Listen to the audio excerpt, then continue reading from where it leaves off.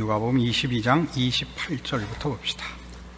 너희는 나의 모든 시험 중에 항상 나와 함께한 자들인즉 내 아버지께서 나라를 내게 맡기신 것 같이 나도 너희에게 맡겨 너희로 내 나라에 있어 내 상에서 먹고 마시며 또는 보좌에 앉아 이스라엘 12지파를 다스리게 하려 하노라.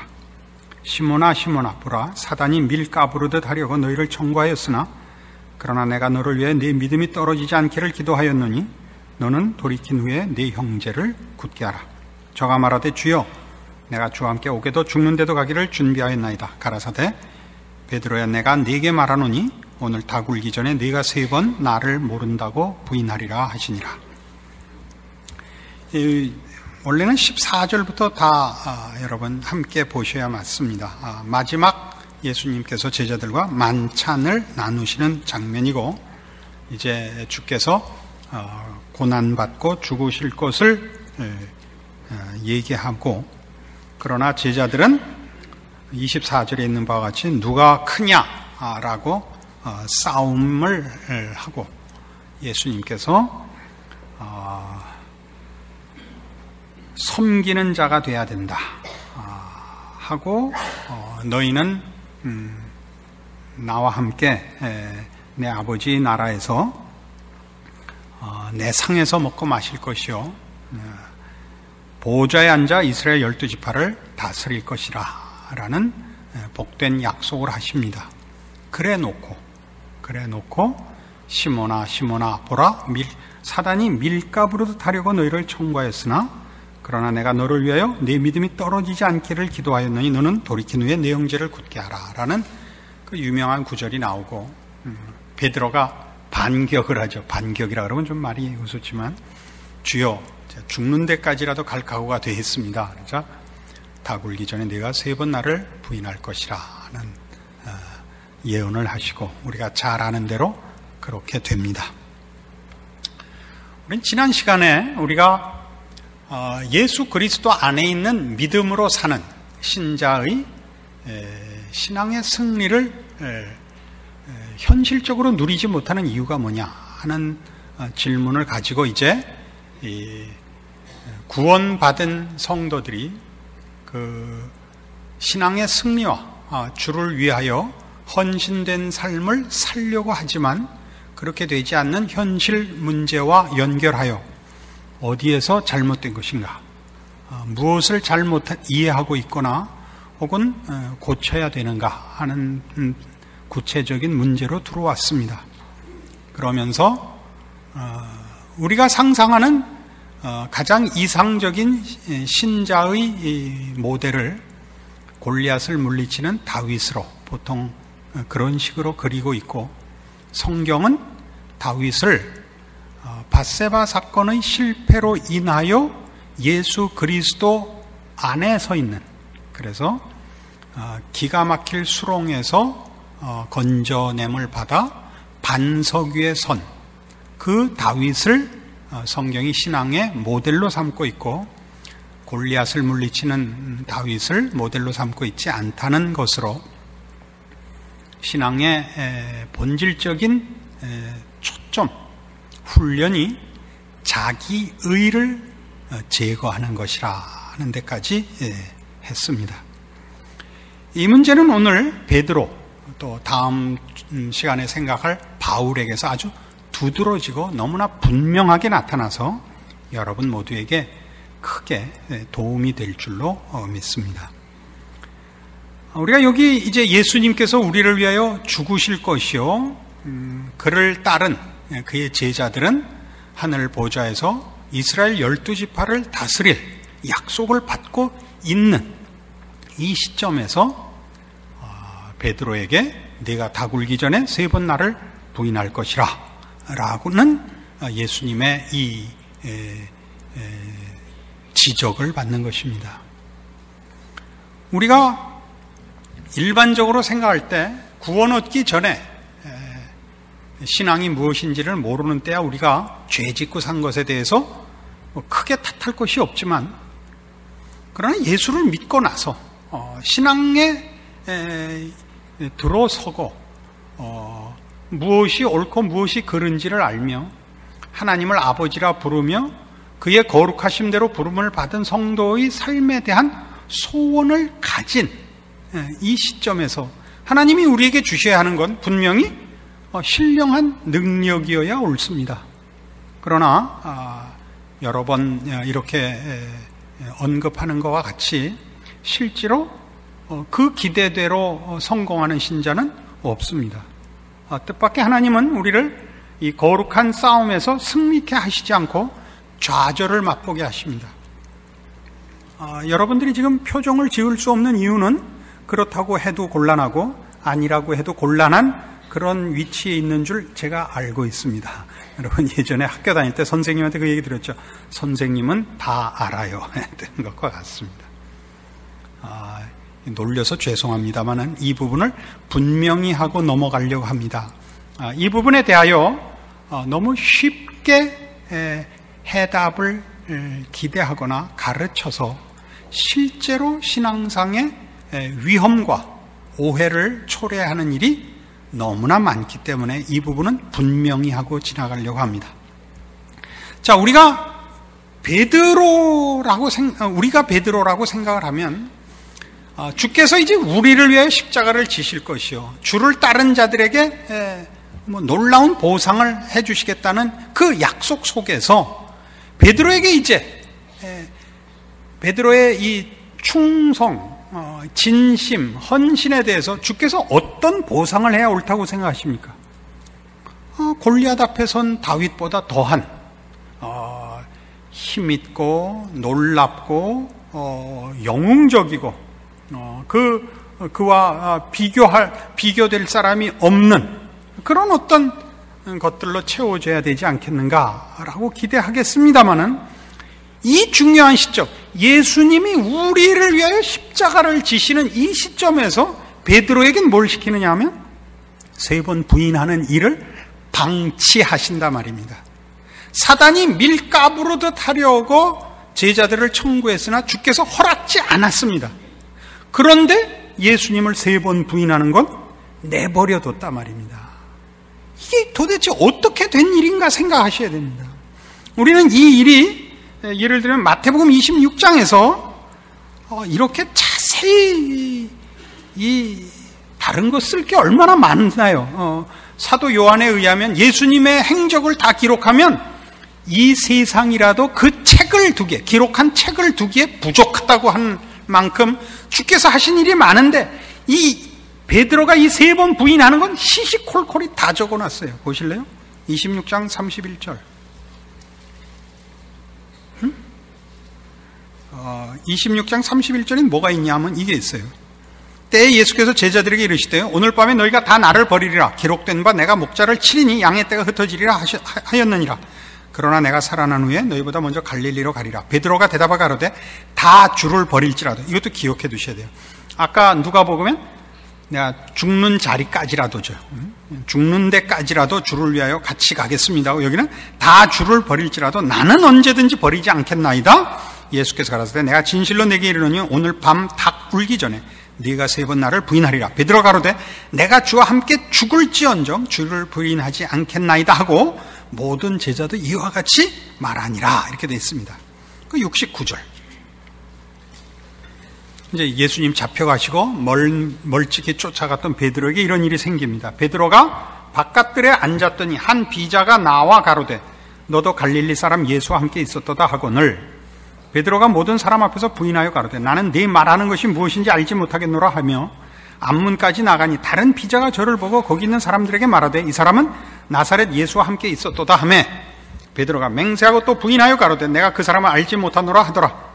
조금 후에 곁에 섰던 사람들이 나와 베드로에게 이르되 너도 진실로 그 당이라. 네 말소리가 너를 표명한다 하거늘 저가 저주하며 맹세하여 가로되 내가 그 사람을 알지 못하노라 하니 닭이 곧 울더라. 이에 베드로가 예수의 말씀에 닭 울기 전에 네가 3번 나를 부인하리라 하심이 생각나서 밖에 나가서 심히 통곡하니라. 이거 뭐 이렇게 시시콜콜이 다 썼을까요? 이게 뭐 신나는 일이라고. 그러나 사실은 이 문제만큼 중요한 건 없습니다. 왜냐하면요, 이건 모든 성도들의 현실이기 때문입니다. 여러분 모두가 진심을 가지고 베드로의 이 신앙 고백을 다 수차례 하셨을 겁니다. 주를 위하여 제 인생을 바치겠습니다. 주를 위하여 제 기뻐하는 것을 외면하겠습니다. 주를 위하여 어떤 희생과 어떤 부름에도 응하겠습니다. 그리고 가장 사소한 데서 넘어집니다. 우린 놀라죠. 우선 이런 위로는 하나 받고 갑시다. 우리는 그래도 베드로만큼은 안 했습니다. 그죠? 주를 부인하고 맹세하고 저주하지까지는 않았습니다. 왜 안 했냐면 그런 상황까지 안 가서 그렇죠. 가면 다 할 겁니다. 가면 다 할 겁니다. 잘난 척들 하지 마세요. 아니 목사님이 설교를 이따구로 한단 말이야. 이런 식으로 쳐다보지 마세요. 저도 실패했고 여러분도 실패한 일입니다. 여기에는 성경이 가르치는 중요한 답이 있습니다. 그래서 이 얘기를 뒤집어 놓을 수 있는 겁니다. 그 답을 찾지 못하면 이 얘기 못하죠. 우린 다 같이 베드로 같이 하지 맙시다. 이렇게 해야죠. 그러나 성경이 이 문제를 이렇게 분명히 기록하여 우리로 하여금 이 문제가 가지는 우리의 오해를 풀고 성경이 제시하는 정답으로 우리를 인도하고 있는 것입니다. 베드로는 왜 울었을까요, 그러면? 장담하고 갔으나 지켜내지 못했습니다. 그리고 지켜내지 못했으면 얼굴이나 빨개져갖고 어디 가서 숨지 울긴 또 왜 울었을까요? 요한복음 21장에 가면 이런 우리의 추측이 가능한 장면이 나옵니다. 요한복음 21장에는 부활하신 예수님이 갈릴리 바다에 가서 고기 잡고 있는 흩어져 도망간 제자들을 찾아오신 장면입니다. 요한복음 21장 15절입니다.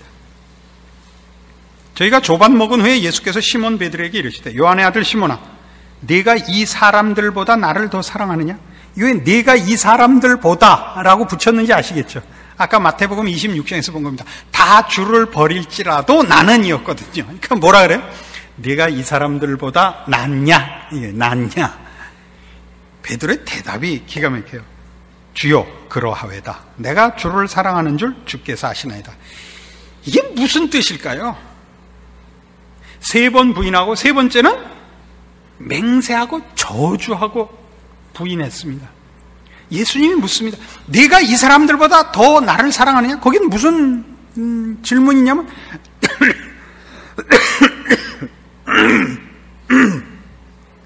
베드로의 장담이 있잖아요. 베드로가 천국에서 못하게 막는 것 같아요.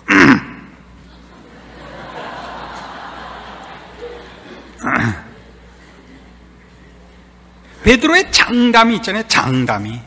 다 주를 버릴지라도 내가 주와 함께 죽는 자리까지 이 장담이 있잖아요. 이건 진심입니다. 진심이었을 겁니다. 그랬으니까 그가 통곡을 하죠. 그 통곡은 왜 나왔을까요? 진심을 지킬 실력이 없다는 걸 확인하는 겁니다. 여러분, 진심이 실력은 아닙니다. 우린 말이죠, 각오하고 결심하는 거를 너무 부각시켜요. 그러니까 머리를 깎죠. 쩍 하면 머리 깎고 머리 띠매고 금식하고 주먹 쥐고 그저 하라 말이죠. 해야 되는데 그거 하다가 날 새잖아요. 날. 머리 깎다가 혈서 쓰다가 기절해갖고 병원에 실려가잖아요. 해야 되는데 그 얘기예요. 진심을 가지는 것도 어렵습니다. 물론 진심을 가져도 그 진심을 행할 능력이 없습니다. 우리 확인했었죠. 로마서 7장에 나오는 오라 나는 곤고한 사람이로다의 그 비명이 왜 나와요? 선을 원하나 죄 아래 늘 사로잡혀 오는 거예요. 미칠 노릇이죠. 다윗의 가치가 어디 있죠? 사로잡혀 오는데 아멘 하면 좀 곤란한데. 다윗의 가치가 뭐냐? 다윗이 기가 막힌 수렁에서 못 나오는 거예요. 스스로가. 주는 제사를 원치 않습니다 라는 고백이 그래서 나오죠. 우리가 내놓을 게 없다니까. 하나님 앞에 하나님의 은혜를 베푸셔야 됩니다. 하나님이 원하시는 제사는 상한 심령이라. 상한 심령이야 수렁 속에서 할 수 있는 게 그거 하나뿐인데요. 거기에 하나님의 은혜와 구원의 손길이 있는 거 아니에요? 이 베드로가 그걸 얘기하고 있는 겁니다. 예수님이 묻습니다. 요한의 아들 시몬아, 네가 이 사람들보다 더 나를 사랑하냐? 그러하여다. 내가 주를 사랑하는 줄 주께서 아십니다. 이제 아는 거예요. 베드로가 뭘 알죠? 왜 예수가 십자가를 져야 되는지, 죄인이라는 게 뭔지라는 거예요. 저에게 진심이 있습니다. 지킬 능력이 없습니다. 제가 어떤 존재인지 주께서 아시지 않습니까? 그것 때문에 오시지 않았습니까? 이렇게 되는 게 이제 비로소 뭐라 그래요? 내 어린 양을 먹이라. 이렇게 나오는 거예요. 이게 세 번이나 이 질문과 답을 반복하는데, 이것은 그가 세 번 주를 부인했기 때문에 이 세 번에 걸쳐서 그의 사도직을 회복시켜 주시는 것이라, 이렇게 우리가 다 이해를 합니다. 동일한 거예요. 또 두 번째 알았을 때 요한의 아들 시몬은 네가 나를 사랑하느냐 하시니 가로되 주여 그러하이다. 내가 주를 사랑하는 줄 주께서 아시나이다. 가라사대 내 양을 치라. 세 번째 알았을 때 요한의 아들 시몬은 네가 나를 사랑하느냐 하시니 주께서 세 번째 네가 나를 사랑하느냐 하심으로 베드로가 근심하여 가로되. 베드로가 왜 근심했을까요? 이건 지 능력으로 할 수 있는 일이 아니거든요. 주를 사랑하지만 지켜낼 힘은 없거든요. 내가 주를 위하여 했다가 그때 한 대 먹었잖아요. 네가 오늘 닭 울기 전에 세 번 나를 부인하리라. 아이고, 이것도 뭐 무슨 날벼락이 남았습니까? 베드로가 근심하죠. 주여 모든 것을 아시오매 내가 주를 사랑하는 줄 주께서 아시나이다. 예수께서 가라사대 내 양을 먹이라. 베드로는 영웅이 아닙니다. 그렇다고 베드로를 묵사발을 만들 필요가 없습니다. 베드로의 세 번 부인이 갖는 의미를 아시겠습니까? 우리가 고백할 수 있는 건 우리의 진심입니다. 그러나 진심이 있다고 해서 우리가 그걸 만들어내는 자 아닙니다. 알게 하시는 이도 하나님이시오, 우리가 아는 것을 믿게 하는 이도 하나님이시오, 믿는 것을 이루시는 이도 하나님이십니다. 이거 굉장히 중요한 일로서 이걸 놓치면 우리는 결심하고 고백하고 노력하면 된다고 생각을 합니다. 우리 안에는 지식도 없고 능력도 없습니다. 우리는 무지하며 부패했습니다. 그리고 무능합니다. 이런 이유 때문에 우리는 우리의 신앙의 현실이 이상하게도 하나님께서 우리의 소원과 고백을 기쁘게 받으사 우리를 힘 있는 자로, 신앙적으로 승리하는 자로 만들지 않고, 우리가 하나님 앞에 바치는 헌신들이 진심에 그치지 않고 능력까지도 주께 의존해야 된다는 것을 배우도록 하는 하나님의 손길 아래에 있다는 것을 놓칩니다.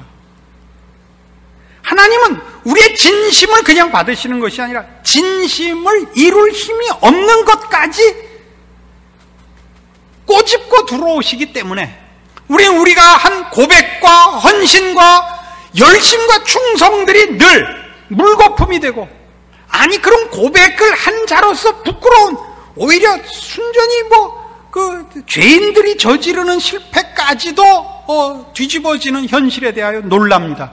왜요? 베드로의 이 회복, 너는 돌이킨 후에 네 형제를 굳게 하라. 뭘 깨우쳐야만 됐었다고요? 우리에게는 처음부터 끝까지 하나님의 은혜가 필요하다는 걸 확인하는 이 일이 베드로에게 필요하고 우리 모두에게 필요한 것입니다. 그러니까 베드로에게서 훈련시킨 것과 또 동일한 것을 모든 성도에게 훈련시킵니다. 뭘 훈련시키죠? 우리에게 필요한 것은 진심이 아니며 열심이 아니며 오직 주께 매달리는 것입니다. 지식과 방향과 방법과 내용과 그 실천과 성취 모든 것이 주께 의존하여 은혜를 구해야 된다는 사실을 확인해야 됩니다. 이걸 다른 표현으로 써서 지난 시간에도 이 결론에서 이 표현을 썼습니다만 자기의를 깨야 됩니다. 자기의라는 것은 자기 안에 신앙적인 근거와 능력을 가지고 있다고 생각하는 겁니다. 자기의가 있는 걸 뭘로 확인하느냐 하면 한심한 사람이 보이면 여러분 자기의를 갖고 있는 겁니다. 누군가가 한심해 보이면, 왜 한심해 보이냐? 왜 안 해거든요. 왜 안 해? 아닙니다. 우리는 할 능력이 없습니다. 여러분은 어떻게 한지 아십니까? 하나님 은혜를 베푸셔서 했거나 여러분이 베드로의 이 경지까지, 이 지경까지 아직 가지 않았기 때문입니다. 그래서 여러분은 혹시라도 나는 했는데 너는 왜 못해? 라고 생각을 하면 신앙생활을 제대로 못하는 사람들에 대해서 이렇게 한심할 수가 없고 경멸스럽습니다. 답답하고. 그래서 모든 신자들이 어떤 실수를 하냐면 정답을 가르쳐주면 할 수 있을 거라고 생각해서 갑갑해요. 아이 그걸 왜 못해 병신같이. 가치가 아니고 병신이라니까. 죄인이라는 말을 이해를 못한다. 남 얘기하지 말고 여러분 스스로를 돌이켜보세요. 여러분이 신앙생활을 해갖고 성취하고 이룬 것이 무엇 있나 보세요. 없어요. 그러니까 성도들이 이런 실제적인 자기 신앙에서의 성경적인 가르침을 따른 확인과 성취가 없기 때문에 무엇밖에 할 줄 모르냐면 현실적으로 누구를 비난하는 것으로 밖에는 자기 신앙을 확인할 방법이 없어요. 틀린 걸 지적함으로써 나는 안 틀렸다를 확인하는 가장 부정적이고 소극적인 확인밖에 할 줄을 모른다고요. 건드리지 않아야 될 때를 건드렸는지 모르겠습니다. 모두 이 죄에는 저촉되기 때문에 갑자기 나보고 그러는 거지. 그런 생각이 들었죠. 왜 그랬다고요?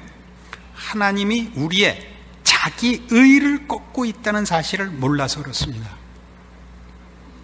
베드로의 사도직의 회복은, 아니 베드로의 사도직은 처음부터 다 주를 버릴지라도 라는 진심과 충성과 열정 위에서는 허락되지 않는 겁니다. 무슨 기준 위에서만 허락되죠? 3번 주를 부인한 후에야 허락되는 겁니다. 그러니까 여러분의 신앙도 하나님이 제일 먼저 해야 되는 건 여러분의 진심을 받아서 무슨 일을 내는 것이 아니라 여러분에게서 여러분이 근거가 되고 여러분이 이유가 되는 것들을 제거하고 그리스도만이 이유와 근거가 되는 작업을 하셔야 되고, 그래서 여러분의 신앙 현실 속에서는 여러분이 열심을 내고 고백을 하면 할수록 오히려 더 실패하는 절망만을 경험으로 갖게 되는 것입니다.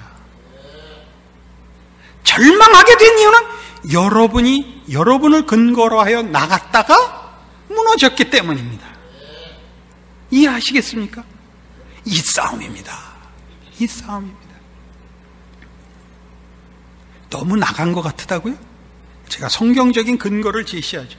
이렇게 가는 것이 맞다는 것을 마태복음 5장에 가보십시다.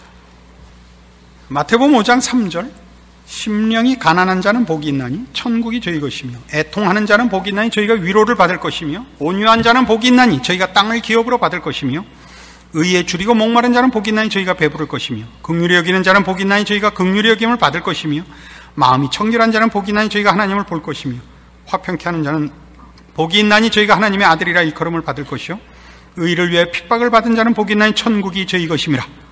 여러분 잘 아시는 팔복입니다. 이 팔복은 다 뭐냐면 이렇게 하면 복을 받는다라는 조건이거나 방법을 얘기하는 것이 아니라 복받은 자의 증상을 논하는 것입니다.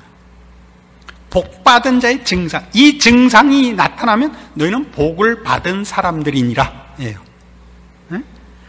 심령이 가난하면 그게 복받은 자의 증상이니라. 복을 받은 자라는 확인이니라요. 뭐가요? 심령이 가난한 거예요. 심령이 가난하다는 게 뭐죠? 아이고 하나님 나 죽겠습니다요. 난 왜 이 모양 이 꼴입니까? 이게 심령이 가난한 거예요. 이게 심령이 가난한 거예요. 나의 필요, 영적인 필요에 대해서 내 안에 아무런 것도 가진 것이 없고 만들어낼 수 없다는 것을 아는 것, 이것이 심령이 가난한 겁니다. 겸손하고 겸양하고 온유하고 이런 걸 얘기하는 것이 아닙니다. 자신이 파산했다는 것을 압니다. 내 영적 필요, 내 영적 소원에 대하여 내가 가진 것도 만들 수도 없다는 것을 아는 자의 그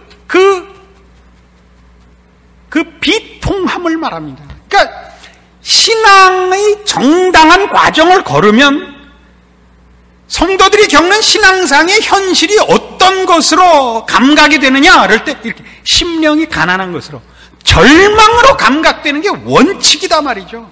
기고만장하지 않아요. 물론 처음에 아버지를 만난 잃어버렸다가 그러니까 부모 잃고 헤매다가 부모를 다시 만난 감격과 기쁨이 있습니다. 구원을 얻었을 때. 그리고 나서 곧 무엇을 하냐 하면 나는 120% 오직 이 아버지께 의존되어 있다. 이 아버지를 떠나서 나는 아무것도 아니다를 알게 됩니다. 그게 뭐죠? 그게 요한복음 15장의 포도나무 비유입니다. 요한복음 15장. 요한복음 15장 1절. 내가 참 포도나무여 내 아버지는 그 농부라. 물은 내게 있어 과실을 맺지 아니하는 가지는 아버지께서 이를 제해버리시고 무릇 과실을 맺는 가지는 더 과실을 맺게 하려 하여 이를 깨끗게 하시느니라. 너희는 내가 일러준 말로 이미 깨끗하였으니 내 안에 거라. 나도 너희 안에 거하리라. 가지가 포도나무에 붙어있지 아니하면 절로 과실을 맺을 수 없음 같이 너희도 내 안에 있지 아니하면 그러하리라. 나는 포도나무에 너희는 가지니 저가 내 안에 내가 저 안에 있으면 이 사람은 과실을 많이 맺나니 나를 떠나서는 너희가 아무것도 할 수 없습니다. 사람이 내 안에 거하지 아니하면 가지처럼 밖에 버리어 말라지나니 사람들이 이것을 모아다가 불에 던져 사르느니라. 그러니까 심령이 가난하다는 건 뭐냐면 아버지와 분리되었을 때 줄기로부터 분리된 가지가 마르고 썩더라는 것을 아는 겁니다. 우리 스스로는 마르고 썩을 수밖에 없다는 걸 아는 겁니다. 그 마름과 썩음을 감각하는 것, 그것이 심령이 가난한 것입니다. 무엇과 비교할 때만 하느냐 하면 줄기에 붙었을 때야 비로소 그 감각을 합니다.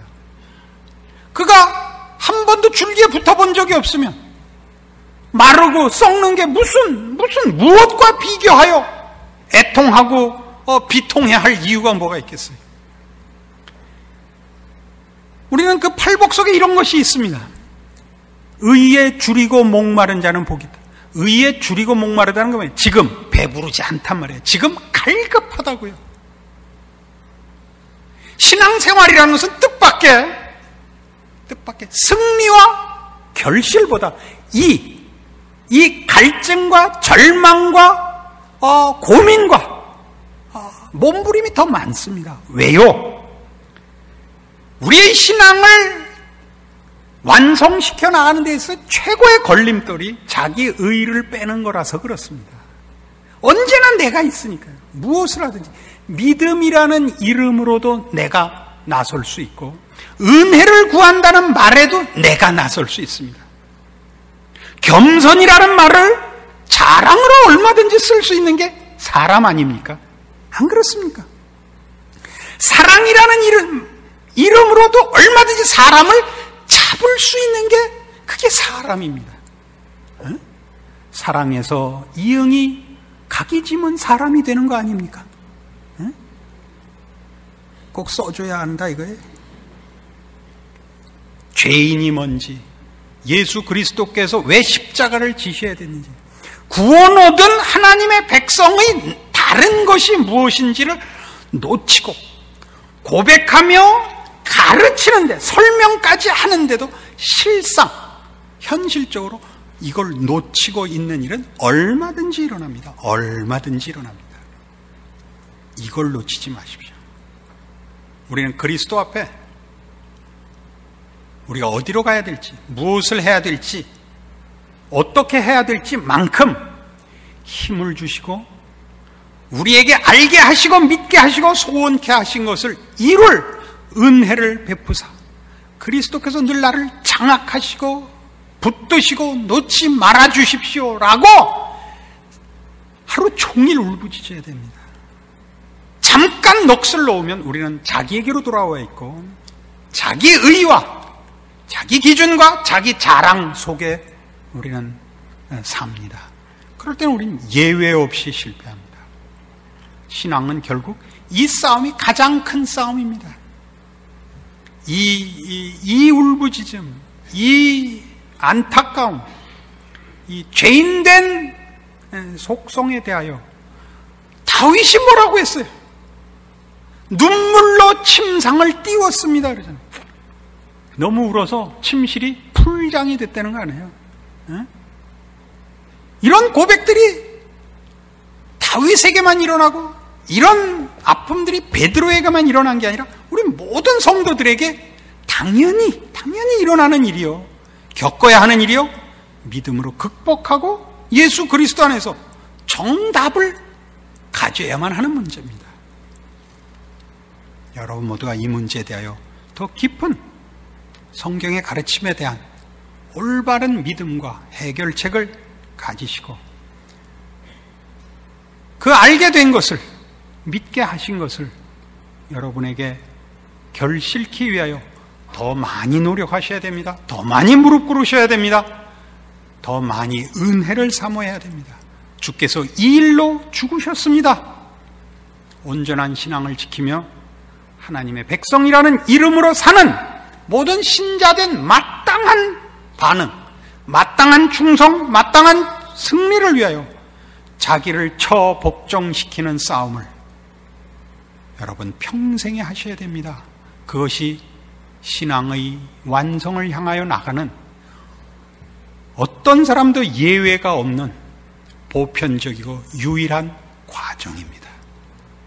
우리는 남을 정죄하고 남을 가르치는 것보다 자기를 돌아보며 자기를 올바른 믿음과 은혜 위에 세우는 일을 위하여 끊임없이